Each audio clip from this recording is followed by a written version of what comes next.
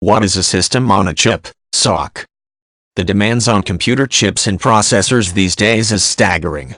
Even the simplest computer is required to complete complex tasks simultaneously. Basic emails can now contain photos, image files, and even multimedia audio and video.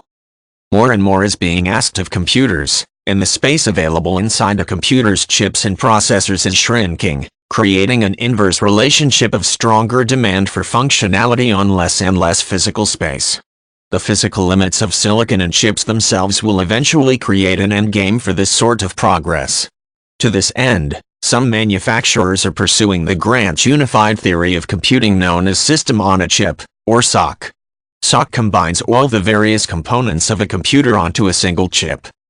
The benefits of SOC are self-evident. Everything needed to run the computer is contained in that one chip, the smaller the better.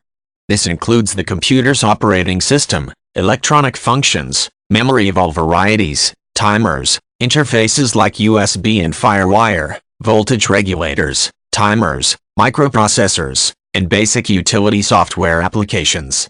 The chip has all that is needed to run even detailed computer functions. The uniqueness of SOC is that it is both software and hardware. The enemies of SOC, though, are time and money.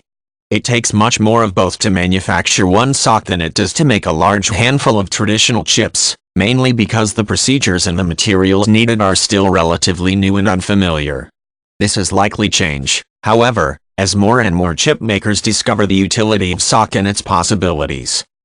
The main obstacle to a final version of SOC continues to be the laws of physics.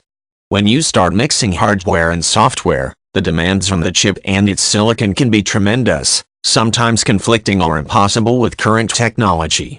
Alternative surface areas are being created, ones that don't have the same space or conductivity requirements as solid silicon.